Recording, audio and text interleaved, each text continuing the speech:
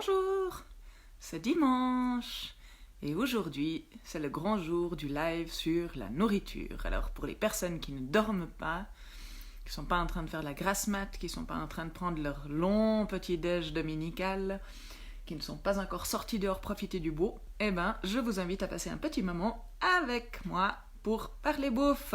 Salut Apolline. Alors, je vais prendre un petit moment pour inviter des gens quand même, parce qu'on ne sait jamais, il y a peut-être du monde dans les parages. Et puis, ensuite, on va démarrer. Oui, donc là, vous voyez mes yeux qui font des allers-retours, sans doute, parce que je suis en train d'envoyer des invites. Clac.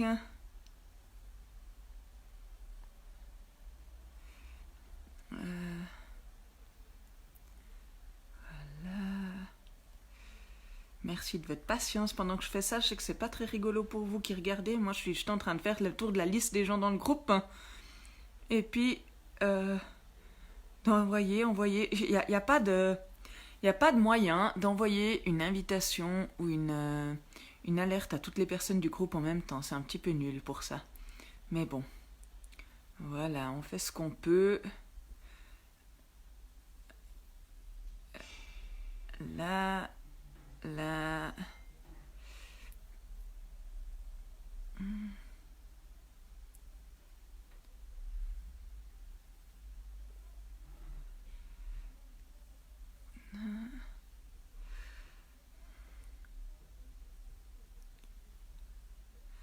Bon, allez, on va y aller comme ça. Oups! Alors voilà, ça c'est le moment où, par erreur, je quitte l'écran du live.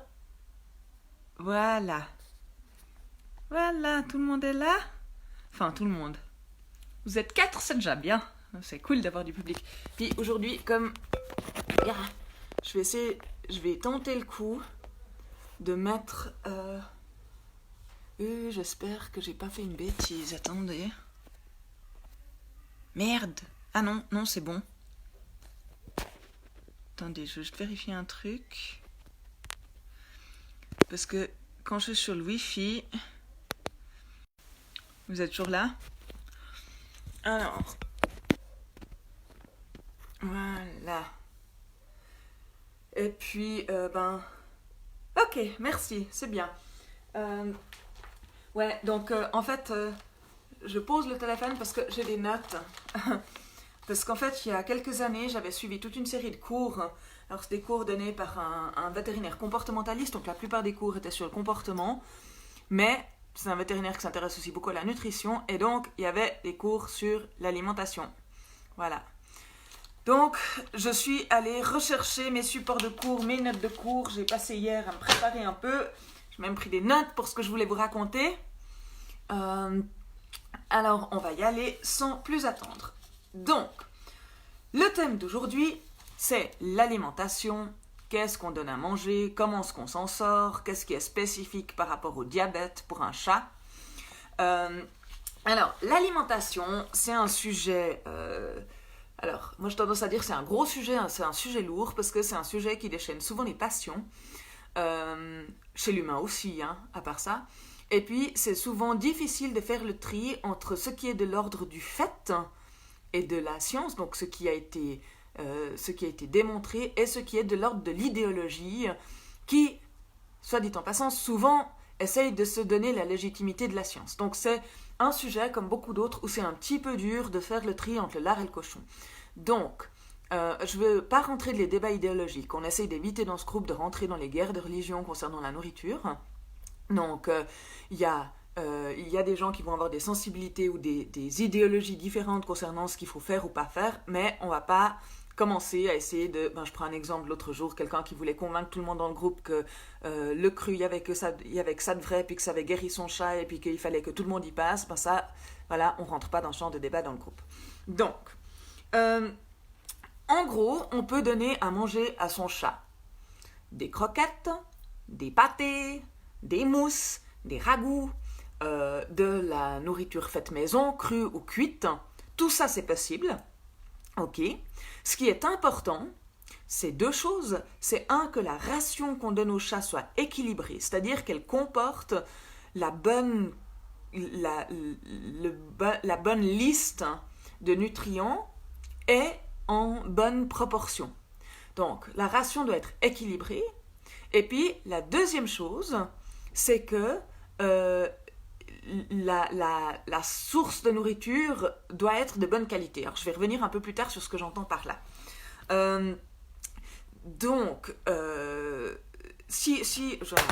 que je ressors mes notes, il y a environ plus de 25 éléments dont le chat a besoin parce qu'il ne peut pas les fabriquer lui-même. Alors, je donne un ou deux exemples qui vont nous intéresser. Dans les protéines, vous savez qu'il y a, je ne sais plus, c'est 22 acides aminés ou quelque chose comme ça. Donc, les acides aminés, c'est des types de protéines qui sont les briques de fabrication de tout ce qu'il y a dans le corps. Donc, les plus grosses protéines, les parois des cellules, enfin, toutes sortes de trucs qui sont faits par les protéines. C'est composé par ces briques de construction que sont les acides aminés. Et il y a certains acides aminés que le chat ne peut pas synthétiser. Le plus connu, c'est la taurine. Donc la taurine, c'est un acide aminé que le chat doit avoir à partir de sa nourriture. Si on ne lui en donne pas, il va manquer de taurine et il va avoir des carences. Donc, ça c'est une raison pour laquelle on peut préférer la nourriture entre guillemets industrielle, donc la nourriture qui est préfabriquée, parce que si un aliment est vendu comme aliment complet, donc ça il faut bien vérifier, il y a des fois des aliments qui sont des compléments alimentaires, mais si un aliment est vendu comme un aliment complet, on peut être sûr qu'il y a a priori le bon équilibre de vitamines, de sels minéraux, de choses, etc. Dont le chat a besoin. Ça ne veut pas dire que ce sera nécessairement optimal, mais on peut être sûr que la recette est bonne. Tandis que si on fait une ration ménagère tout seul comme un grand dans un coin, on est à peu près sûr, si on n'a pas suivi une recette spécifique et si on n'apporte pas de compléments, que la ration elle va être déséquilibrée et amener des carences à moyen ou long terme. Okay, donc les carences ne se voient pas toujours tout de suite, elles se voient sur la durée. Alors, les protéines, en l'occurrence, il y a 4 protéines que le chat n'est pas capable de synthétiser. Je lis la taurine, l'arginine, la méthionine, la cystine. Je ne vais pas rentrer dans le détail, mais juste pour savoir qu'il y a des protéines dont le chat a besoin. Et puis, certaines de ces protéines, je ne sais plus exactement lesquelles, ne peuvent se trouver que en fait dans des produits d'origine animale. Donc c'est pour ça qu'on dit que le chat il doit absolument manger des produits d'origine animale, parce que si on essayait de le nourrir qu'avec des petites plantes ou des petites graines, il n'aurait pas tout ce dont il a besoin au niveau des nutriments. Voilà. Alors, je vais voir qu'est-ce que je vais vous raconter après.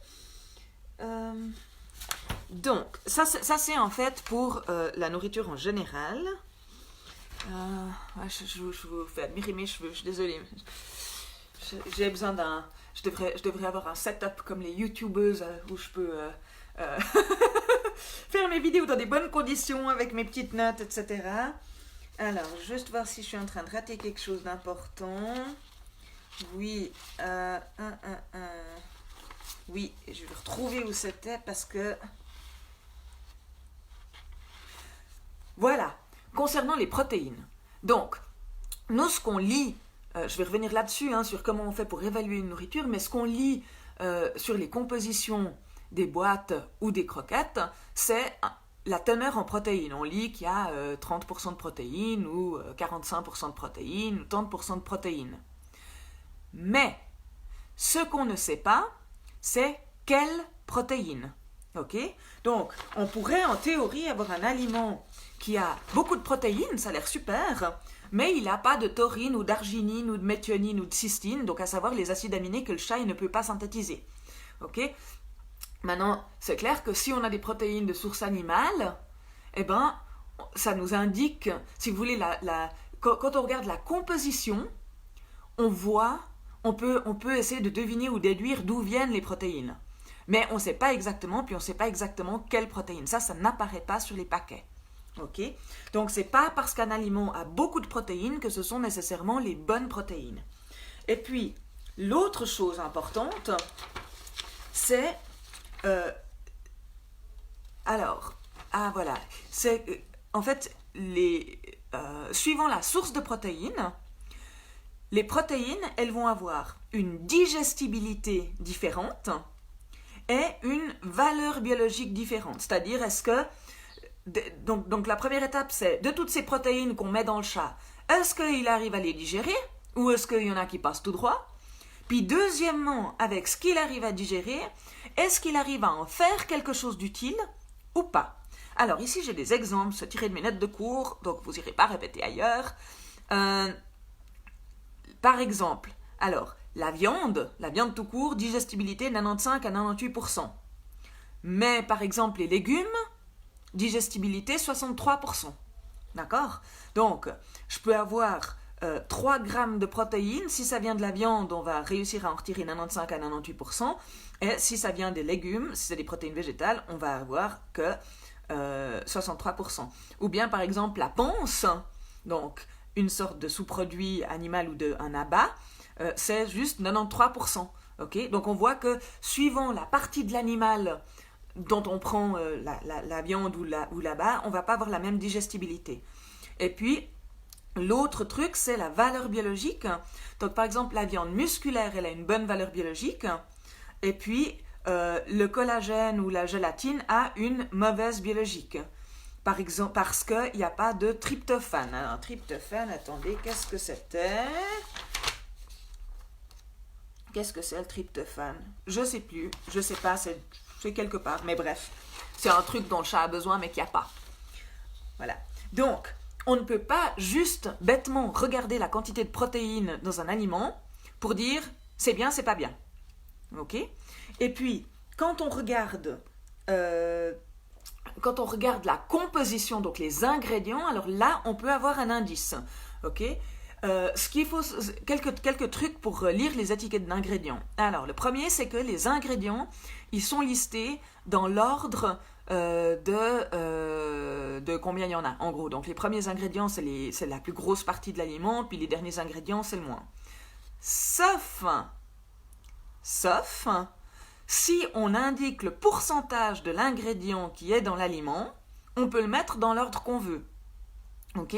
Donc, quand vous voyez poulet 18% écrit en premier dans la liste des ingrédients, ça ne veut pas dire que c'est la plus grosse partie de l'aliment. Parce que peut-être que c'est marqué poulet 18%, puis ensuite viande et sous-produits animaux. Peut-être qu'il y a plus de viande et sous-produits que de poulet.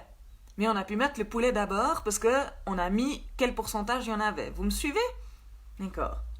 Et puis, pendant que je suis sur le sujet, il faut faire super gaffe au marketing, d'accord? Parce que maintenant, il y a tout... Hier, je suis allée acheter des pelets pour la litière de Quintus, ok? Et puis, du coup, comme j'étais en train de réfléchir à cette histoire d'alimentation, eh ben, j'ai fait un crochet par le rayon des croquettes. Et en fait, on voit vraiment, on voit aux emballages, il y a beaucoup de ces aliments, ils sont vraiment faits pour les humains. Enfin, il y a beaucoup d'anthropomorphisme aussi dans ce qu'on croit qu'on doit donner à manger à nos animaux. Et donc, vous avez ces emballages où il y a l'équivalent d'un repas humain sur l'emballage. Il y en a un autre que j'ai vu où... alors, il surfe aussi sur la vague de il faut donner beaucoup de protéines, parce qu'on sait que le chat, c'est un carnivore strict, donc il a besoin de beaucoup de protéines. Et un exemple que j'ai trouvé vraiment très malhonnête au niveau communication, c'est que sur le devant, c'est marqué 68% de poulet. Donc, vous avez l'impression, en fait, que c'est un aliment avec 68% de protéines. Mais quand vous allez regarder derrière, vous vous rendez compte qu'il n'y a que 30% de protéines. Ok? Donc, 30%, ça va, mais ce n'est pas particulièrement haut en protéines. Donc, il ne faut pas regarder le marketing. Il faut vraiment regarder ce qu'il y a derrière sur l'étiquette. Voilà. Ce qui m'amène à... Ah, merci, le tryptophane, c'est bien un acide aminé que le chat, il n'est pas capable de synthétiser. Alors, ça m'amène à... je vais vous raconter ma petite histoire. Donc moi, j'ai toujours nourri mes chats avec des croquettes provenant de chez le vétérinaire. J'ai eu des longues discussions avec mon vétérinaire qui me disait qu'en tout cas, il y a des études... Enfin, si vous prenez les entreprises qui sont derrière Purina et compagnie, enfin Nestlé, ils ont du fric, ok? Donc, quand ils font de la bouffe thérapeutique pour chats, il y a des études derrière. On sait qu'il y a... Alors, c'est clair qu'on paye cher les croquettes, mais on paye non seulement la qualité des aliments, mais aussi le budget recherche et développement qui est derrière. Hein, moi, je connais ça dans un autre domaine qui a suivi des appareils auditifs. J'ai eu un client pendant plusieurs années. Les appareils auditifs, c'est des trucs qui coûtent super cher. Mais en fait, l'électronique, alors oui, l'électronique, c'est de l'électronique de bonne qualité, elle coûte cher, mais ça coûte aussi super cher parce qu'il y a des millions en recherche et développement pour développer le produit. Okay, donc, quand vous achetez une pâtée ou des croquettes, eh ben, vous êtes en train de payer les ingrédients et vous êtes aussi en train de payer ce qu'il y a derrière comme recherche ou étude pour arriver à la composition ou à la recette de la chose. Okay, donc, bref, pour revenir à mon histoire, quand Quintus est devenu diabétique, je lui ai donné des boîtes MD parce qu'il aimait pas du tout les croquettes MD, il voulait pas les manger, donc j'ai passé aux boîtes.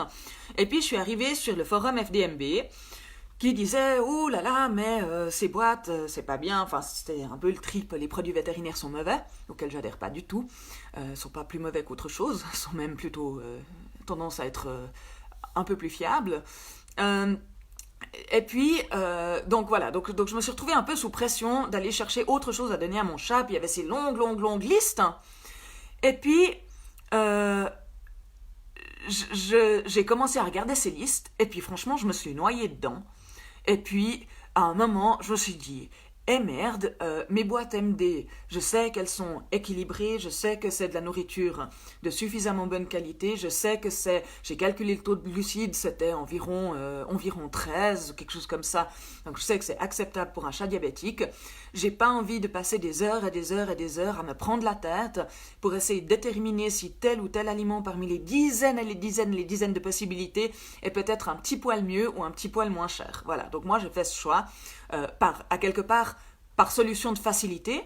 Je suis allée avec les aliments des grandes marques vétérinaires, les aliments thérapeutiques. Maintenant,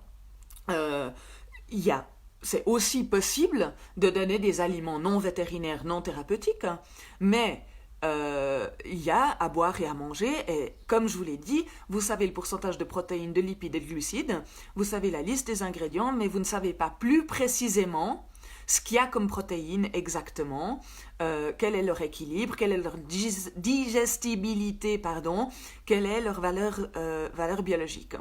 Alors, je reviens à ce qu'on fait dans ce groupe. Dans ce groupe, on est libre. Si on veut donner des croquettes, on donne des croquettes. Si on veut donner des pâtés, on donne des pâtés. Si on a envie de faire des rations ménagères, on fait des rations ménagères. Si on a envie de faire de la nourriture crue, on fait de la nourriture crue. Moi, perso, ça m'est égal. Chacun son trip. Mais ce qui est important, c'est que l'aliment, il soit équilibré.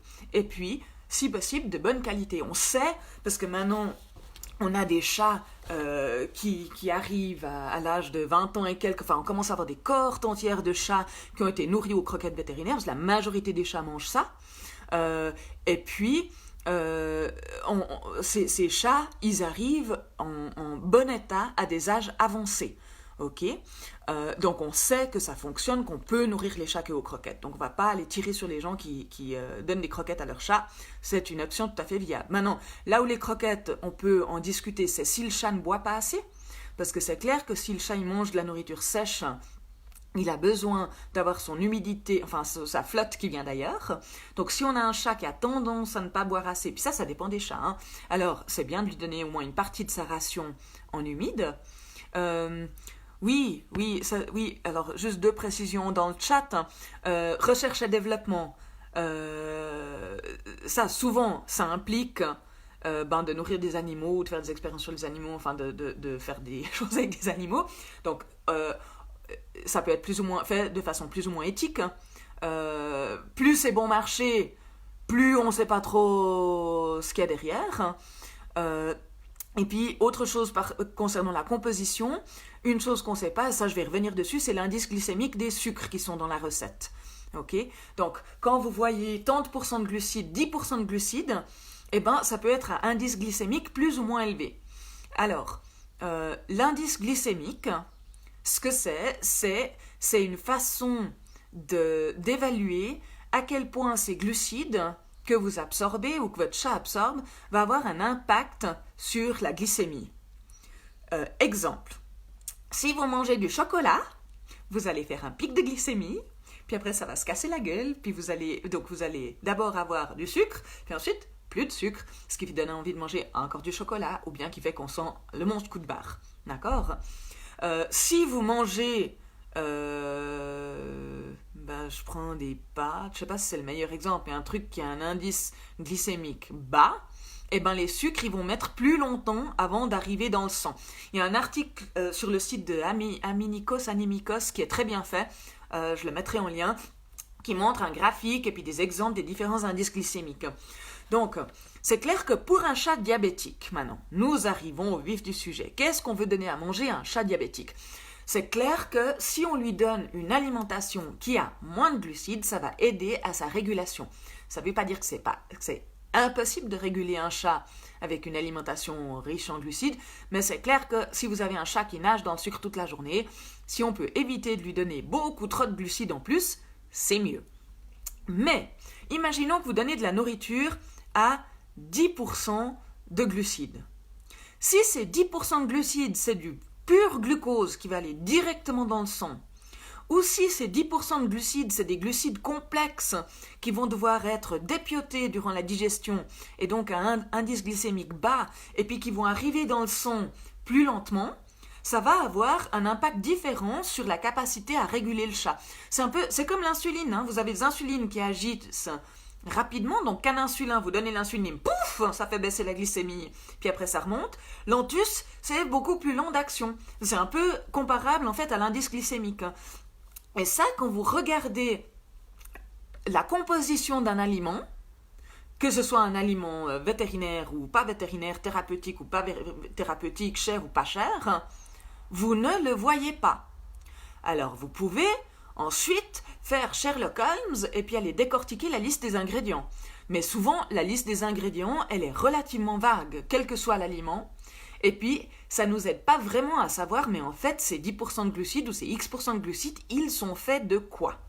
Et donc, on peut tout à fait imaginer qu'un aliment plus riche en glucides, mais en meilleurs glucides, rende plus facile la régulation d'un chat qu'un aliment plus pauvre en glucides, mais de moins bons glucides, donc de glucides à plus haute valeur glycémique. Ok? Donc, ce à quoi j'essaye d'arriver avec tout ce blabla, c'est qu'en fait, en regardant la composition et les ingrédients, on n'a pas tous les éléments en main pour savoir si un aliment il est de haute qualité ou pas. Ok? On peut savoir combien il y a de glucides, combien il y a de protéines, mais c'est très primaire comme façon d'analyser un aliment. Ok? Et donc, après, sur quoi on peut se reposer? On peut se reposer sur qui est le fabricant et la fiabilité et la réputation du fabricant. Et un autre indice important qu'on peut utiliser, c'est le prix. C'est clair que si vous achetez des pâtés qui coûtent hyper pas cher, il ne faut pas rêver. La source des protéines, des glucides et des lipides qui sont dedans va pas être chère. Okay? Et qu'est-ce qui coûte cher? C'est la viande. Et si vous vous rappelez ce que j'ai dit au début, la viande a une haute digestibilité. C'est ce qui a la plus haute digestibilité et aussi la plus haute valeur biologique. Okay? Donc peut-être que vous avez un aliment qui a l'air d'avoir un bon taux de protéines, mais il y a peut-être beaucoup d'abats ou de sous-produits animaux qui ont une moins bonne digestibilité ou une moins bonne valeur biologique, et puis au final vous devez en donner plus à manger peut-être à votre chat pour qu'il ait ce dont il a besoin. Voilà. Et puis, donc par rapport au prix, moi je me suis amusée à faire des petits calculs, vous avez certainement vu sur le groupe hier, parce que voilà, moi par défaut, j'ai tendance à dire aux gens, je rembobine un petit bout. Donc, avant d'arriver sur mes petites expériences financières. Donc, quand un chat devient diabétique, qu'est-ce qu'il faut faire pour son alimentation? Alors, il y a diverses écoles, mais toutes se rejoignent pour dire que moins de glucides ou un aliment adapté pour le diabète, c'est mieux. D'accord? Alors, moi, j'aurais tendance à dire que le diabète, c'est déjà assez perturbant et compliqué comme ça, et donc que il faut essayer de se simplifier un peu la vie. Donc, si vous avez un chat qui jusqu'à maintenant mangeait des croquettes, on peut tout à fait lui choisir une gamme de croquettes adaptée pour chat diabétique et continuer à lui donner ça. Si vous avez un chat qui jusqu'à maintenant mangeait des pâtés, on peut tout à fait trouver des pâtés adaptés pour chat diabétique ou à faible teneur en glucides et lui donner ça. Ok. S'il mangeait des rations ménagères jusqu'à maintenant, eh ben, on peut tout à fait adapter les rations ménagères, etc. Des boîtes... Alors, je réponds juste à un commentaire de Fatima et des boîtes pas chères de bonne qualité. Ben justement, c'est pas... Non, on a rien sans rien. Tu peux pas avoir des choses qui sont bon marché et puis qui sont faites principalement de viande à bonne digestibilité, de bonne qualité ou avec une bonne recherche derrière pour avoir une bonne recette. On dit en anglais you get what you pay for. Si ça coûte pas cher, eh ben il y a une raison pour laquelle ça coûte pas cher. Et il faut se poser des questions sur cette raison.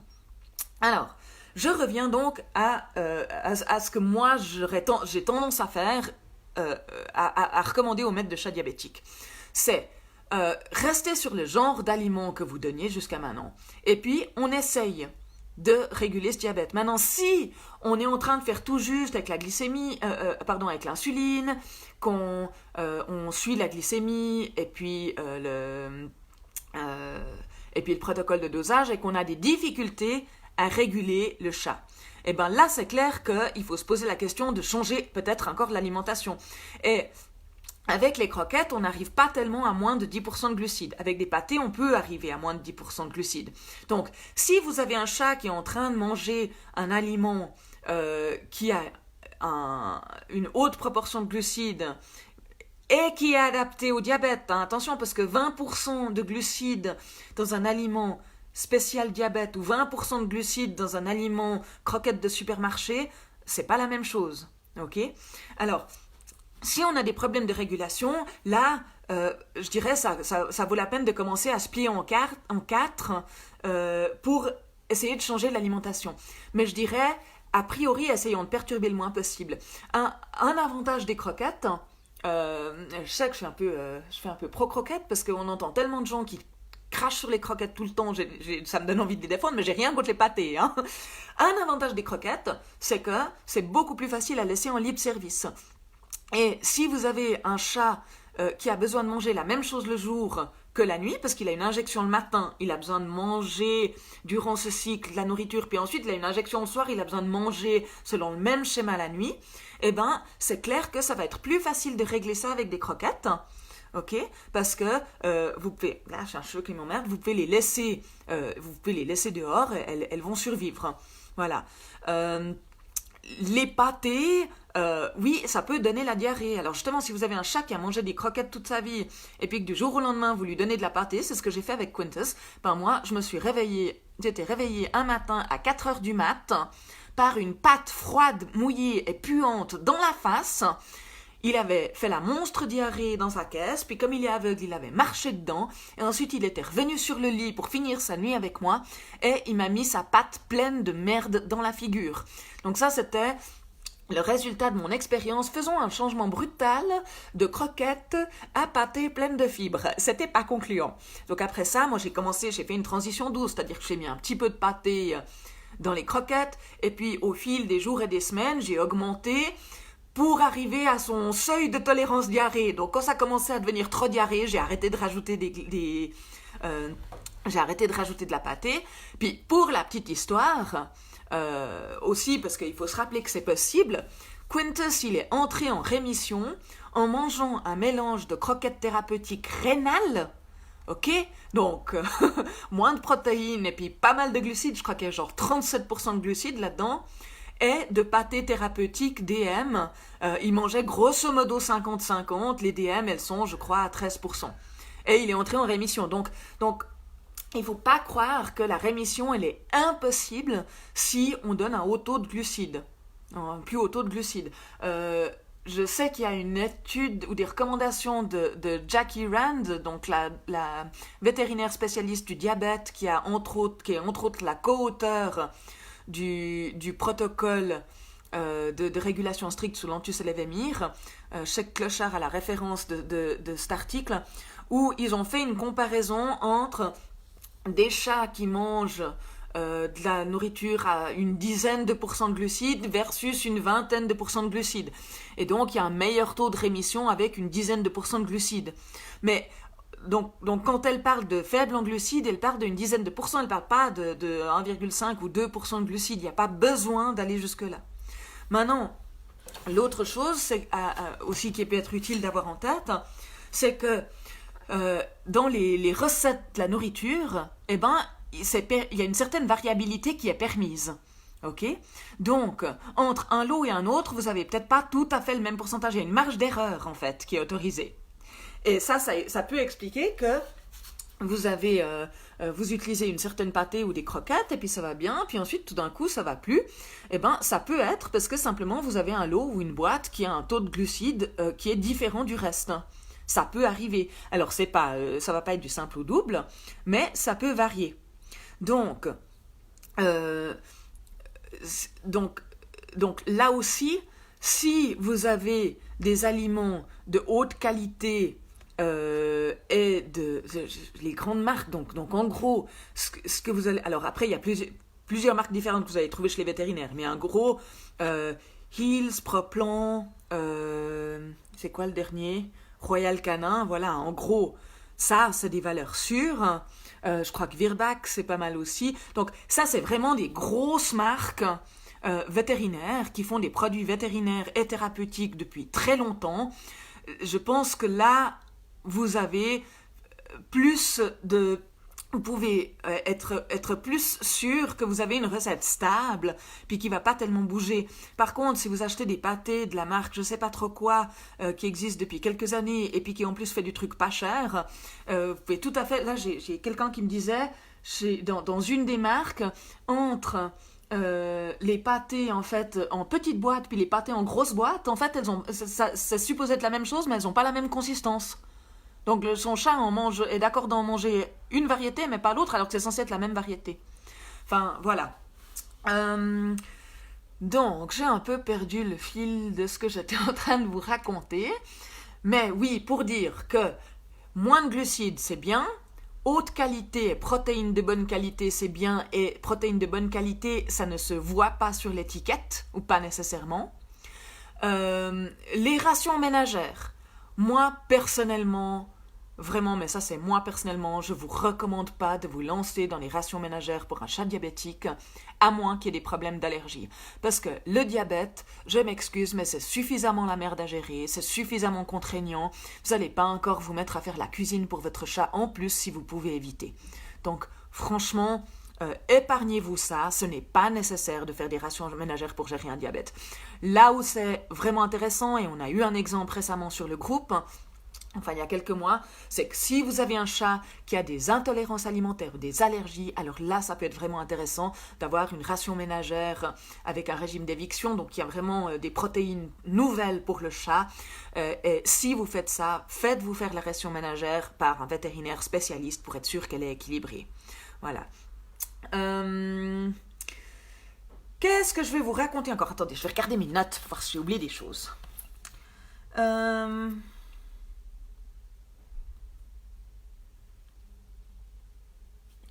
Oui, oui. Je voulais vous parler de la perte de poids. Oui, la fréquence des repas. Oui, les protéines pour les reins. Bon, on y arrive. Alors, les protéines pour les reins, effectivement, on a tendance à vouloir pas mettre trop de protéines pour les chats qui ont des problèmes rénaux. Mais plus que ça, c'est pas juste une question de quantité de protéines, c'est de quelles protéines. Parce que si vous avez un aliment qui a des protéines qui sont largement assimilables par le chat, eh ben le rein va moins devoir en filtrer. Et si vous avez une source de protéines qui est de moins bonne qualité et donc moins bonne digestibilité ou assimilabilité ou valeur biologique, c'est le truc dont je vous parlais au début, eh ben votre chat il va bouffer des tas de protéines, mais ensuite c'est les reins qui vont devoir faire des heures sup pour les filtrer. Donc voilà pour les reins et les protéines. Ensuite, la fréquence des repas. Et je vais arriver à la perte de poids et la prise de poids. Oui. Alors, la fréquence des repas. Un chat, à la base, c'est un petit prédateur solitaire qui passe son temps à attraper des souris, des oiseaux, des sauterelles. d'accord? Donc, il passe son temps à chasser, ce qui d'ailleurs m'amène à un sujet tangent dans lequel je ne vais pas me lancer, mais j'ai déjà fait un live de 1 heure sur le sujet, donc je ne vais pas vous en refaire un.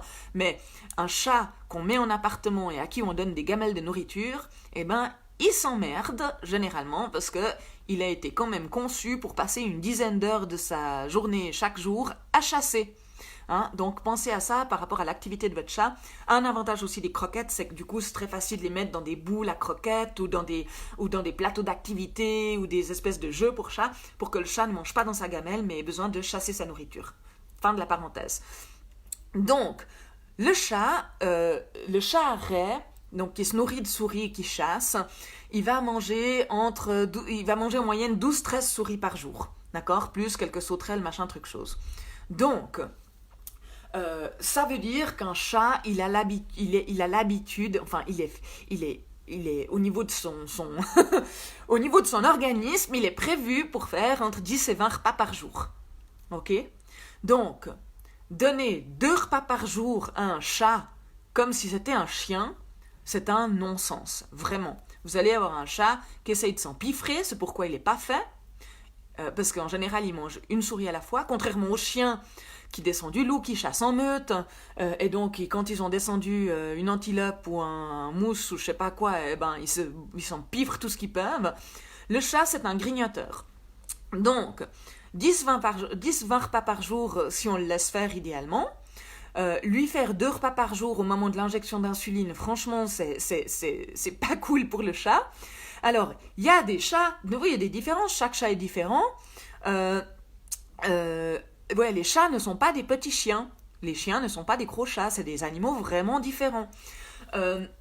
Donc, il y a des chats qui vont s'accommoder de manger 2 ou 3 ou 4 repas par jour, mais ça ne veut pas forcément dire que c'est ce qui est le mieux et le plus agréable pour eux. Et en particulier, si vous avez un chat qui a des problèmes de poids, de surpoids, eh ben, le fait de lui donner peu de repas va faire qu'il va s'empiffrer quand il a le repas, puis ensuite qu'il va crever de faim jusqu'au repas d'après, puis s'empiffrer de nouveau. C'est pas idéal. Et puis, je fais le parallèle avec l'humain, ben son estomac, s'il doit pouvoir s'empiffrer, ben il va avoir un plus gros, son estomac, il va se distendre, d'accord? Donc, il va être vide. Tandis que si vous lui donnez beaucoup de petits repas dans la journée, ben son estomac, il va avoir une taille un peu plus raisonnable. Moi, je me souviens quand je suis rentrée d'Inde avec mon chat Baga, donc il y a presque 20 ans, il mangeait, je lui donnais à manger tout ce qu'il voulait, et puis il a commencé à prendre du poids. Et puis mon veto a attiré mon attention là-dessus, et puis on s'est dit, bon, ok, il va falloir commencer à contrôler combien il mange. Donc, j'ai regardé du coup sur le paquet de bonnes croquettes que je lui donnais, combien il avait le droit de manger, et accrochez-vous bien, il avait droit à 40 grammes de croquettes par jour. C'était un grand chat de 6 kilos. 40 grammes de croquettes. Alors j'ai essayé de lui donner 40 grammes de croquettes pendant quelques jours, mais le pauvre, alors il avait objectivement assez à manger, mais il crevait la dalle toute la journée. Et donc du coup, j'ai passé à une alimentation, à l'époque c'était light, maintenant c'est les aliments genre obésité, etc., où il avait le droit de manger 60 grammes de croquettes pour avoir la même quantité de calories. Et là, ça allait mieux. Il était moins en train de mourir de faim. Mais donc, il y a des aliments qui sont typiquement les aliments obesity management, etc. Il y a plus de ballast, donc ça veut dire que ça fait en sorte que le chat ne soit pas en train de crever la dalle pendant que vous réduisez ses calories. Donc, pour revenir au nombre de repas, quand on a un chat sous insuline, je dirais qu'il y a 2 choses qui sont importantes. Il doit manger la même chose à chaque cycle. Donc, entre l'injection du matin et l'injection du soir, l'injection du soir et l'injection du matin, il faut vraiment qu'il ait 50% de la ration, et si possible répartis de la même façon durant le cycle. Donc si vous avez un chat qui grignote tout du long, c'est entre guillemets assez pratique parce que vous calculez combien il a le droit de ses croquettes ou de sa pâtée dans la journée, et puis vous lui mettez la moitié le matin, la moitié le soir. Voilà. Et puis l'autre chose qui est importante, c'est qu'on veut qu'au moment de l'injection, le chat il mange quelque chose. Ok, on veut pas que le chat il soit en train de rien manger au moment de l'injection. Après, quelle proportion de la ration il mange à l'injection, ça va dépendre aussi de l'insuline que vous donnez. Si vous donnez qu'un insulin, vous voulez quand même une bonne portion au moment de l'injection, puis ensuite vous avez des snacks. Et puis si vous donnez l'antus ou l'Evemir, vous pouvez vraiment juste vous assurer qu'il mange un petit quelque chose et puis qu'il grignote pendant le reste du cycle. Voilà. Donc ça c'est la fréquence des repas. Maintenant, le surpoids et l'obésité. Alors ça, j'ai des notes. Donc, quand un chat... Donc, le surpoids et l'obésité, c'est une cause importante de diabète. Okay, parmi les chats diabétiques, il y en a beaucoup qui le sont parce qu'ils sont en surpoids. Et le surpoids amène une résistance à l'insuline, ça finit par ficher en l'air le pancréas qui fait la grève. Enfin, bref, on a un chat diabétique.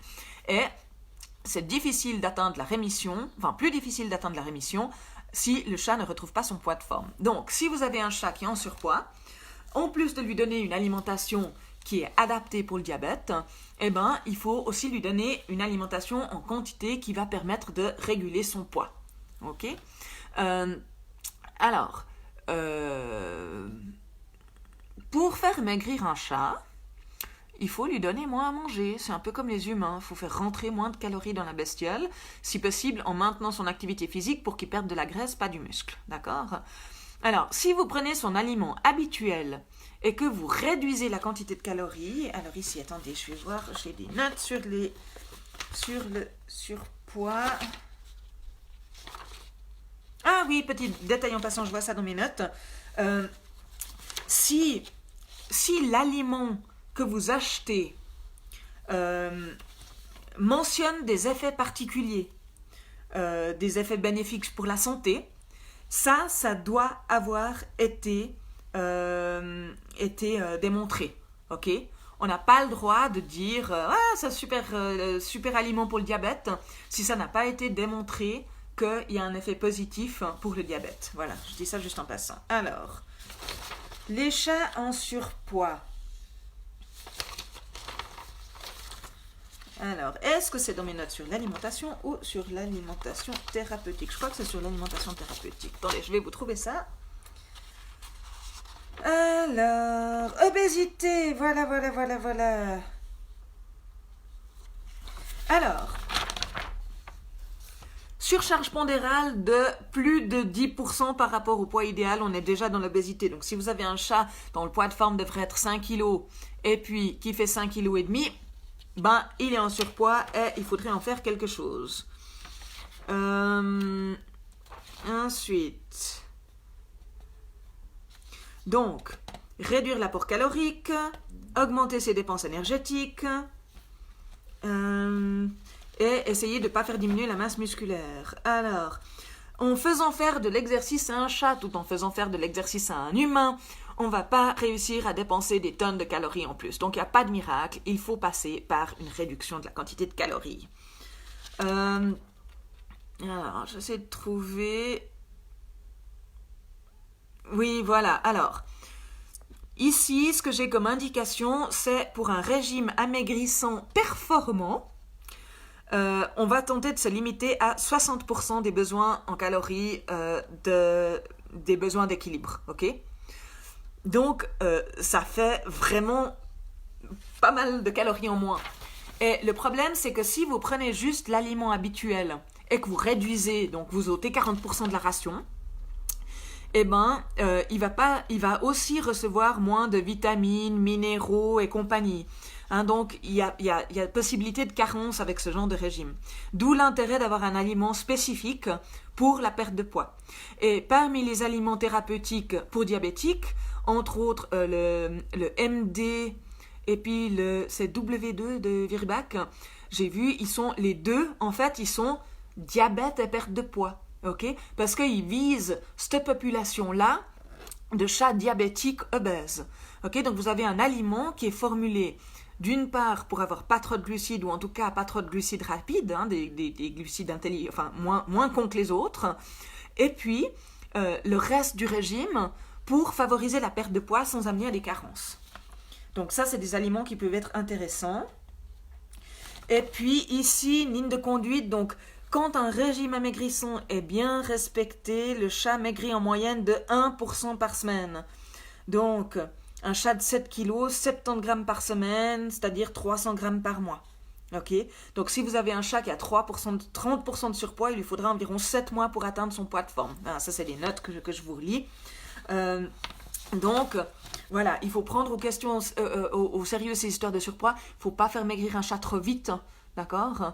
Donc 1% par semaine, grosso modo.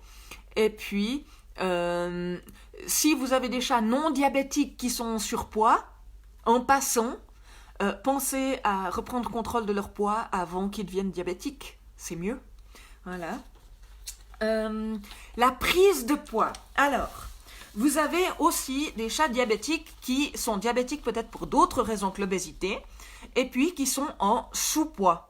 Ok, c'était un peu le cas de Quintus. Il avait perdu en tout cas un demi-kilo. Il était descendu sous 4,5 alors que son poids de forme c'est plutôt 5. Et puis il devait reprendre du poids. Et souvent quand on arrive sur le groupe ou quand on arrive au diagnostic, on a un chat qui a pas mal maigri. Donc s'il est en sous-poids, il faut qu'il reprenne du poids. D'accord? Un chat, vous n'allez pas lui faire reprendre du poids en le bourrant de graisse. Ce qui va faire reprendre du poids à un chat, c'est des protéines de bonne qualité. Mais les graisses, c'est pas mauvais en soi. Il y a des bonnes graisses, les oméga 3, les oméga 6, tout ça, c'est des graisses. Mais on va vouloir donner une alimentation qui est riche en protéines de bonne qualité, justement, c'est toujours ça, et puis pauvre en glucides. Donc, un aliment qui est prévu pour faire maigrir, c'est peut-être pas l'idéal à donner à un chat qui a besoin de prendre du poids, même si ce chat, il est diabétique et il a besoin de moins de sucre. Je vais voir si j'ai une info là. Et puis, bien sûr, la chose qui va faire reprendre du poids à un chat diabétique, c'est la régulation de sa glycémie, d'accord? Parce que vous savez, j'ai expliqué ça dans d'autres lives, mais pourquoi il perd du poids, le chat diabétique? Le chat diabétique, il perd du poids parce que il perd du poids parce que il n'y a pas assez d'insuline, et puis l'insuline, elle sert à mettre le glucose, qui est le carburant, dans les cellules pour que les cellules puissent faire leur boulot. Donc si vous avez plus assez de glucose, ben votre chat, il meurt de faim. En gros, c'est un peu ça qui se passe avec le diabète. Ok? Donc, c'est clair qu'en régulant le diabète le plus vite possible, eh ben, le chat, il va pouvoir commencer à profiter un peu de ses protéines et puis de ce qu'il mange pour se reconstruire. Alors effectivement, là, on a deux cas, Anne et Vanessa, qui disent, voilà, on a un chat qui a beaucoup maigri ou qui est en sous-poids, et puis on a un vétérinaire qui a prescrit un aliment thérapeutique, alors pour le diabète, mais aussi pour le diabète et les obèses. Donc, est-ce que ça a un sens? A priori, il y a peut-être d'autres aliments spéciaux diabète qui sont moins orientés perte de poids, qui serait peut-être intéressant de donner. Après, il faut voir, est-ce que c'est une perte de poids qui est, si vous voulez, une perte de poids de diabète? Alors voilà, par exemple, Quintus, quand il est descendu à 4,5 kg, ben, il avait perdu du poids, mais il n'était pas dangereusement maigre. C'était pas top, mais il a assez vite commencé à reprendre dès que sa régulation s'est arrangée. Par contre, si vous avez un chat qui est dangereusement maigre, là, effectivement, c'est peut-être pas la meilleure idée de lui donner un aliment qui est fait pour maigrir. Voilà. Voilà. Je crois que je vous tiens la jambe depuis un bon moment. Est-ce qu'il y a d'autres choses que je voulais raconter? Je crois que j'ai un peu fait le tour. Est-ce qu'il y a des questions? Si vous avez des questions, vous les mettez, puis j'essaie de répondre. Ah, oui, j'ai pas parlé de mon expérience financière. Voilà, j'avais commencé à parler de mon expérience financière parce que l'argent, c'est souvent un facteur, ok? Déjà, tout le monde ne roule pas sur l'or de base. En plus, quand on a des animaux puis qu'on s'en occupe bien, ça coûte cher. Pour la petite histoire, j'avais fait le calcul en Suisse, donc, que mes chats, sur 20 années de vie de chat, donc pas toujours le même chat, puis pas forcément 20 années calendrier, en gros, j'ai compté environ 2000 francs suisses par an pour bien s'occuper de mes chats, tout compris, hein, nourriture, vaccins, cataclysmes médicaux, voilà, la totale.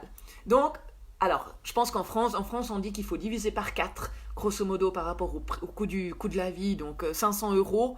Mais ce serait intéressant si vous avez des chats et que vous allez chez le même vétérinaire depuis longtemps, puis que vous arrivez à faire une estimation du total que vous avez payé. Ça peut être intéressant de voir. Bref, un chat, ça coûte cher, d'accord? Donc, quand on a un chat diabétique de surcroît, eh ben, on doit se taper euh, euh, la, les bandelettes, le glucomètre, les courbes chez le veto, l'insuline, si on nous prescrit du Prosin, bonjour les dégâts, enfin non, c'est très bien le Prosin, mais c'est cher. Enfin bref, donc souvent, il y a la question du prix de l'alimentation qui vient sur le tapis. Et là, il n'y a pas photo. Si vous avez des contraintes financières, les croquettes, ça va vous coûter beaucoup moins cher. Ok?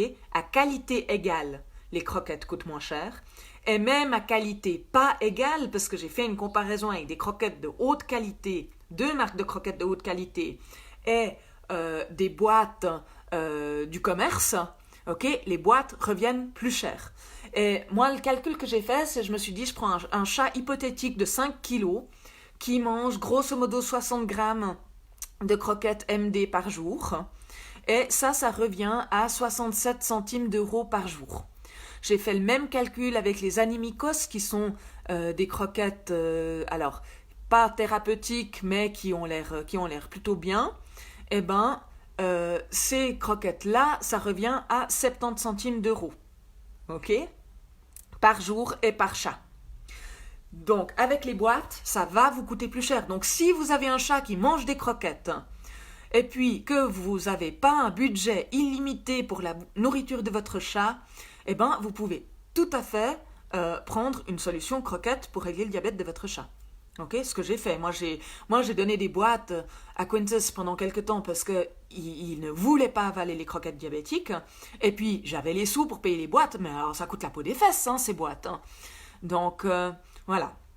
Alors, vraiment, ce qu'il faut calculer, c'est pas le prix au poids de l'aliment, hein, parce que vous savez que les boîtes, c'est en général 80% de flat, 70 à 80% de flat, les croquettes 5 à 10% max, donc vous allez donner beaucoup moins de croquettes que ce que vous allez donner comme boîte, et puis surtout, si vous avez un aliment de haute qualité, vous allez devoir en donner moins. Si j'achète les croquettes M-Budget, donc M-Budget, c'est... en Suisse, on a deux magasins, on a la Coop et la Migros. Et puis la Migros a une marque qui s'appelle M-Budget. C'est des produits qui sont souvent bien, mais par exemple, le brie M-Budget est très bon. Mais c'est une marque avec zéro marketing, enfin avec du marketing M-Budget. C'est censé être le produit le moins cher de la ligne. Donc je dis, si vous prenez des croquettes M-Budget, donc des croquettes bon marché de magasin, vous allez devoir en donner plus à votre chat pour que ses besoins alimentaires soient couverts, et puis l'équilibre n'est peut-être pas idéal, que si vous achetez des croquettes vétérinaires qui ont l'air plus chères, mais en fait, qui, si vous regardez combien vous devez lui en donner pour avoir une ration équilibrée, ça revient en fait même pas tellement plus cher que ça, en plus que vous avez un chat qui globalement va être en meilleure santé. Ah oui, pour la petite histoire, alors le vétérinaire comportementaliste qui m'avait donné ce cours, justement, il m'a dit, lui, il joue un petit jeu avec son assistante, quand ils font encore des stérilisations et des trucs comme ça. Lui, il sait ce que ses clients donnent à manger à leur chat. Ok, son assistante ne sait pas. Et son assistante, quand ils ont un chat qu'ils mettent sous narcose, son assistante, elle doit deviner si le chat est nourri avec des aliments de gamme vétérinaire ou des aliments de gamme supermarché, juste en regardant le chat. Et elle est à peu près, à coup sûr, elle arrive à deviner. Pourquoi ? Parce que, en fait, le poil est vraiment beaucoup, beaucoup plus beau quand l'alimentation est de bonne qualité. Et donc, on peut voir à l'œil, en regardant le chat, s'il a une alimentation de bonne qualité ou pas, en regardant le poil. Et donc, c'est clair que si vous avez un chat malade, il va avoir un poil moche parce qu'il est malade, d'accord ? Mais si vous avez des chats en bonne santé, eh ben, regardez leur poil, ils ont des pellicules, ou le poil gras, ou le poil piqué, etc. C'est qu'il y a quelque chose à faire au niveau alimentation. Et puis, j'ai... même mon amie qui est en Inde, donc la première maîtresse de Quintus, pendant longtemps, comme c'était en Inde, donc elle donnait à manger des coups de poulet, ce qu'elle pouvait trouver comme nourriture pour les chats. Et puis elle les a passés au Royal Canin, et elle me dit, c'est incroyable la différence, ils ont un poil magnifique et ils font des cacas magnifiques. Donc voilà, il faut pas croire que ces trucs sont chers parce que les vétérinaires veulent s'enrichir sur le dos des clients ou que le big business agroalimentaire essaye de nous entuber. Alors, oui, les directeurs de Royal Canin ont certainement des beaux salaires, mais je pense que les directeurs d'autres boîtes, d'autres marques de boîtes ont aussi des jolis salaires. Hein. Faut pas paranoïer non plus. Bref, donc, je racontais l'histoire du jeu que mon comportementaliste fait avec son assistante. Je vous parlais du prix et je vous disais que ce qu'il faut comparer, c'est le prix de la ration journalière ou de la ration mensuelle. Donc, quand vous êtes en train de regarder un aliment, regardez pas le prix du paquet. Regardez combien vous avez besoin de donner d'aliments à votre animal pour qu'il ait le bon apport calorique. Et ensuite, faites le calcul. Voilà. Donc, si je veux récapituler, pour clore, ici, il n'y a pas de religion concernant la nourriture. Vous donnez des croquettes, vous donnez des boîtes, vous donnez des rations ménagères, du cru, du cuit, avec ou sans céréales, comme vous voulez. Ok. Mais, pour un chat diabétique, on préfère avoir moins de glucides et des glucides à indice glycémique bas, d'accord, pour que ça n'aille pas directement dans le sang faire grimper la glycémie. Ce n'est pas marqué sur les paquets, ok. L'indice glycémique des glucides, c'est pas marqué sur les paquets. Et on veut un taux de protéines suffisamment élevé, parce que sinon on va remplir avec des graisses. On veut un taux de protéines plutôt élevé et des protéines de bonne qualité et les bonnes protéines. Et ça non plus, ce n'est pas marqué sur le paquet quelle est la qualité des protéines. Voilà. Alors, bien, je vous remercie de votre patience. J'espère que cette petite vidéo est utile. Et puis, essayez de pas trop vous prendre le chou avec la nourriture. Prenez-vous plutôt le chou à réussir à mesurer la glycémie de votre chat et puis remplir votre tableau, puis à trouver la bonne dose d'insuline. C'est possible c'est plus facile avec une nourriture adaptée, mais c'est toujours possible. Voilà. Allez, on se retrouve sur le groupe ou dans les commentaires. Bye bye!